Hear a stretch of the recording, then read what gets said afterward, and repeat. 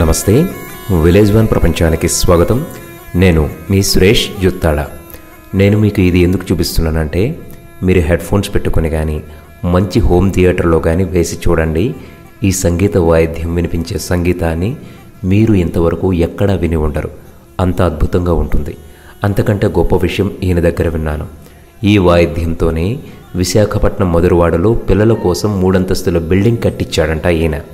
అలాగే 15 లక్షలు పెట్టి బండి కొన్నాడంట.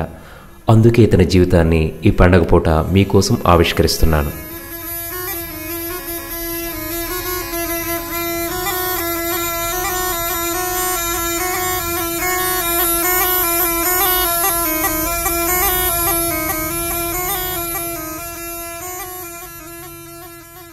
బాబా, మీ పేరు?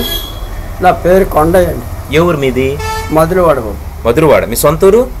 సొంతూరు మధురవాడ. ఇక్కడ రామారావు షాప్ ఉంది కదా, నీకు తెలిసి మా ఇల్లు 3 కోట్ల బిల్డింగ్. ఓకే. ఇప్పుడు టిఫిన్ చేస్తున్నారు అక్కడ. ఏ కొండయ్య, ఇవాళ మన ఊరు వచ్చానండి అన్న. టిఫిన్ తిన్నావు అన్నాడు. మనం టిఫిన్ డబ్బులు గట్రా ఇవ్వక్కర్లేదు, ఎక్కడన్నా పెడతారు. ఒక్కడే తింటాం కానీ అంతలాకేమి తింటాం. ఇప్పుడు మీరు ఏ వృత్తి చేస్తారు? మీరు మీ పని ఏంటి ప్రతిరోజు? మాకు ఈ పనే బాబు. ఈ పనేనా? మీ ఇంట్లో వాళ్ళు? ఇంట్లో వాళ్ళు బాబు అప్పుడు జంపంగి గడ్డ ఉంది కదా, అక్కడికి వెళ్ళి చెత్తలు ఏరుకొని కాగితాలు అమ్ముకొని సాయంకాలంకి వస్తారు. అంతే, సాయంకాలంకి వస్తారు. నేను మధ్యాహ్నం 12 గంటల ఇంటికి వెళ్ళిపోతారు. ఇదే మీరు వెళ్తారు? ఎక్కడెక్కడ ఏ ప్రాంతాలకు వెళ్తారు మీరు? ప్రతి ఊరు వెళ్తానండి. ఊరు వెళ్తాను. మీ నాటోలో 10, 20 అలా డబ్బులు ఇస్తారో, ఇలా ఈడియాలు తీసుకొని వాళ్ళు కూడా డబ్బులు ఇస్తారు. ఓకే. ఇప్పుడు ఒక విశాఖపట్నంలోనే తిరుగుతారా, ఇంకెక్కడైనా తిరుగుతారా? మొత్తం కలకత్తా ఏరియా మొత్తం వల్ల తిరిగానండి. తిరిగారు? కలకత్తా ఇది పట్టుకునే, ఇది దీంతోనే కటకపూరి, కటక, భువనేశ్వరం. దేంతో చేశారు? ఇది దేంతో చేశారు చెప్పండి బాబు. ఇది దేంతో చేశారు? ఇది పుడుతుందండి ఇలాగే ఆనపకాయ. ఇది ఆనపకాయనా? ఆనపకాయ. ఇదంతా ఆనపకాయనా? ఆనపకాయ ఒకటే ఆనపకాయ. ఇక్కడ మనం కన్నం పెట్టి పిక్కలు తీసేస్తామండి. తయారు చేసి ఇది మామూలు ఫ్లూట్ మనం తయారు చేస్తాం. ఇది మీరే చేశారా, ఇంకెవరు చేశారా? నేనే చేస్తానండి. మీరే చేస్తారా? ఇది చేసి ఎన్నాళ్ళయింది? ఇది చేయించారా కనీసం 40 సంవత్సరాలు. 40 సంవత్సరాలు? 40 సంవత్సరాలు ఎవరెవరు వాడారు ఇది? ఇంతకుముందు మా నాన్న ఉండేవాడండి. మా నాన్న వాడేవాడు. మా నాన్నగారు చనిపోయాడు. బీబీ వచ్చి చనిపోయారు. ఆయన కరోనా గురించి కాదు కానీ బీబీ వచ్చి చనిపోయారు. మీ నాన్నగారు వాడారు ఫస్ట్? ఫస్ట్ ఇంతలో కొండసాల ఉండేది పాము. ఆ పాము భుజం మీద తీసుకొని టౌన్లోకి వెళ్ళి ఆ బియ్యం గట్ట తెచ్చి మమ్మల్ని పెంచేవాడు. అలాగా నేను అలవాటయ్యాను. మా నాన్నగారు చచ్చిపోయిన తర్వాత నేను అలవాటయ్యి ఆ పావుని నాన్న మొయ్యలేకపోయాడు. మా నాన్నగారు చచ్చిపోయినప్పుడు సింహాచలం కొండ మీద వదిలేశాడు. పట్టుకెళ్ళి పావుని వదిలేశాడు. వదిలేసిన తర్వాత అప్పుడు నేను ఈ కాయ పట్టుకొని అలా అడుక్కుంది. ఇలాంటి వాళ్ళు అడుక్కుంటే ఒక 5 అలా. మీరు ఇది వదలడం ఎప్పుడు నేర్చుకున్నారు మీరు? నాకు అప్పుడండి మా నాన్నమ్మడి పావుని పట్టేందుకు ఇంతపోతే పొడవడప్పుడు వెళ్ళేవాడు నేను. బాబు ఇలా పట్టుకోవాలి పావుని, ఒకవేళ నేను చచ్చిపోయినా బతికినా కూడా అని చెప్పని అలా పట్టుకొని అలా ఇలాగ ఇష్టం తిండాలని చెప్పని అనేవాడు. అలాగనే పిండేవాడిని చేసేవాడిని.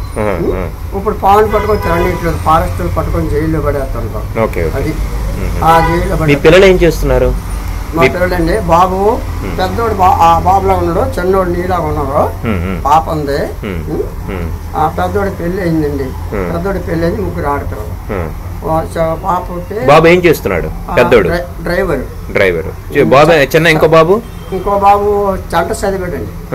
చిన్నోడు చంట చదివాడు. అమ్మగారు ఉద్యోగం ఇస్తానంటే నేను చేయను అనేసి ఏం చేస్తున్నాడు? ఎలానని చెప్పండి, జంపింగ్ గడికెళ్ళి రోజుకి 1000 రూపాయలు సరుకు అమ్ముకుంటున్నాడు.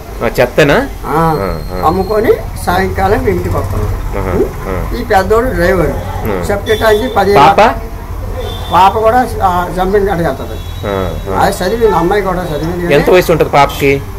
పాపకి ఎంత వయసు ఉంటుంది? 12 సంవత్సరాలు. 12 సంవత్సరాలు ఉంటుందా? ఓకే. 12 సంవత్సరాలు. డ్రైవర్ కారు తోలుతాడు, బస్సు తోలుతాడు, లారీ తోలుతాడు. 15 లక్షలు పెట్టి సెప్టీ ట్యాంక్ కొన్నాను. రోజుకి 10,000, 20,000 తెచ్చుకుంటాను. మరి బండి ఖర్చు ఉండాలి. మీ ఆవిడ ఏం చేస్తారు? మా ఆవిడ లేదు, మా మరదలు ఉంది. ఆ మరదలే మా మనవరాలు ఉన్నారు. మరి ఆలే నాకు ఇంతమంది అన్నం పెట్టి చాలు. ఓకే. ఇంటికి వెళ్ళిన తర్వాత అంతేగాని మీకు సొంత ఇల్లు ఉందా ఇక్కడ మధురవాడలో? బాబు మధురవాడలో సొంత ఇల్లు ఉందా? సొంత ఇల్లు సొంత ఇల్లేనండి. సొంత ఇల్లేనా? స్థలం కొన్నాను, 3 ఫ్లోర్లు బిల్డింగ్ కట్టించాను పిల్లల గురించి. మరి ఇంత డబ్బులు మీరు ఎలా సంపాదించారు? ఇంతకుముందు నాగబాబులు ఆడిచ్చేవాడండి. మా నాన్నగారు మప్పేసి వదిలేశారు. నాగబాబులు ఆడిచ్చి ఆ డబ్బులు అలా సంపాదించుకొని స్థలం కొనుక్కోండి.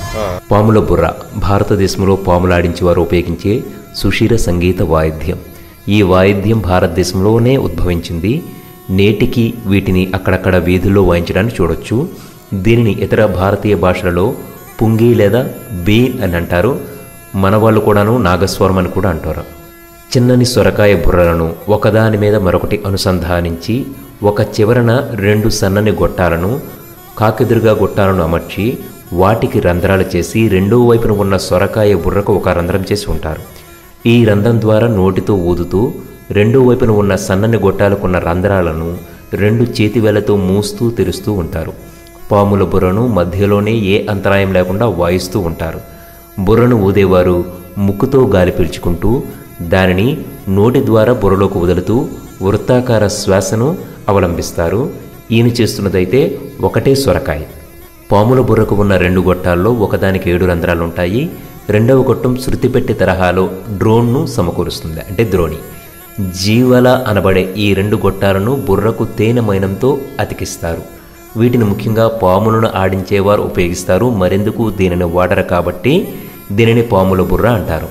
నిజానికి ఈ పాముల వాళ్ళ గురించి చెప్పాలనుకుంటే ఆంధ్రప్రదేశ్ వెనుకబడిన కులాల జాబితాలోని ఏ గ్రూపు కులం ఎరుకుల కులంలో కూడా తెలగా పాముల అనే కులాలు ఉన్నాయి. వీరికి బీసీఏలో ఉన్న పాముల కులంకి ఎటువంటి సంబంధం కానీ పొత్తు కానీ లేదు.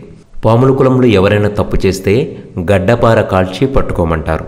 ఆడపిల్లలకు పెళ్లిళ్ల సందర్భంలో మగపిల్లలే ఎదురుకట్నం ఓలి ఇచ్చి పెళ్లిళ్ళు చేసుకుంటారు. వీరి పూర్వీకులు పాముల బుసలతో వినోదాన్ని పంచేవారని, కాలక్రమేణా అది లేకుండా పోయిందని, నేరగాలుగా చిత్రీకరిస్తున్నారని వీరు అంటున్నారు. వీరు ప్రస్తుతం పందుల పెంపకం, పాములాట, కొద్దిపాటు చదువుకున్నవారు ఆటోలతో తమ జీవనాన్ని నెట్టుకొస్తున్నారు. పాముల జాతి అంటేనే బ్యాంకులు దొంగ జాతిగా భావించి రుణాలు ఇవ్వడం లేదని, ఎక్కడ ఏ నేరం జరిగినా ముందుగా మా వాళ్ళనే తీసుకుపోయి పోలీసులు గదిలో వేస్తారని వీళ్ళు వాపోతున్నారు. పామును చూస్తే చాలు ఎవరికైనా భయమే.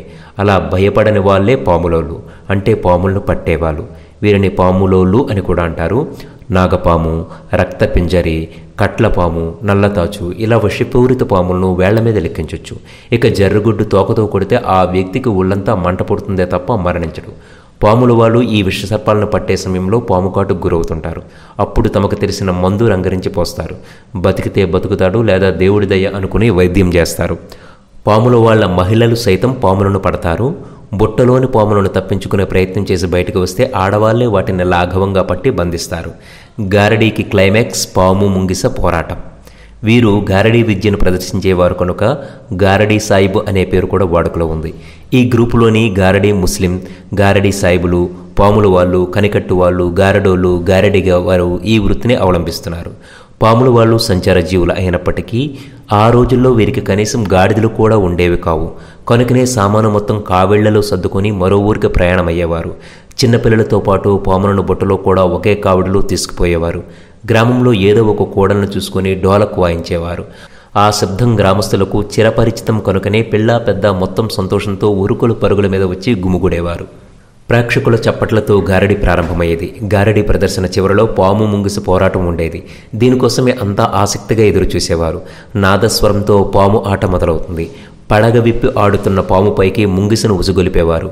పామును కొరికి చంపాలని ముంగిసను కాటేసి అంతం చేయాలనే పాము ఎత్తులకు పై ఎత్తులు వేస్తూ ఒకదానితో ఒకటి పోటీ పడేవి.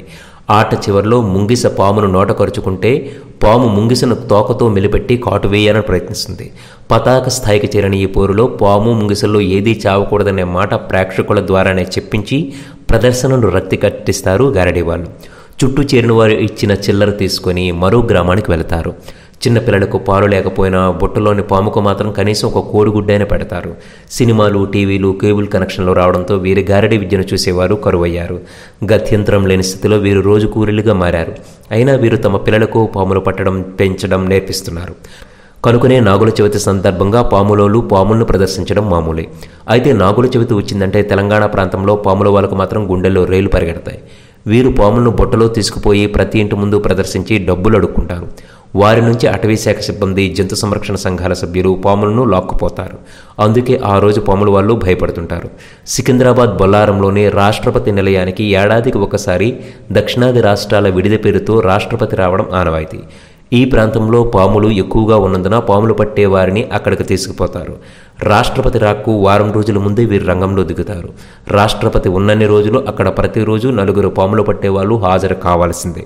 కనుక రాష్ట్రపతి వస్తున్నారంటే వీరికి పండగే. ఎరుకుల కులంలో కూడా తెలగ పాముల అనే కులాలు ఉన్నాయి. వీరికి బీసీఏలో ఉన్న పాముల కులంకి ఎటువంటి సంబంధం కానీ పొత్తు కానీ లేదు. ఇది ఇవాల్టి కథనం. మరో కథనంతో మళ్ళీ కలుద్దాం. ఒక కొత్త విషయం చెప్పాలనే ఆలోచనతోనే మీకు ఇది చెప్తున్నాను. మీకు ఈ కథనం నచ్చితే ఖచ్చితంగా సబ్స్క్రైబ్ చేయండి. మన ఛానల్లో ఉండే చాలా వినూత్నమైనటువంటి కథనాలను కూడా మీరు చూస్తారని నా ఆలోచన. అలాగే మీ స్నేహితులకు కూడా మన ఛానల్ని పరిచయం చేయండి. ఉంటానా? Thank you.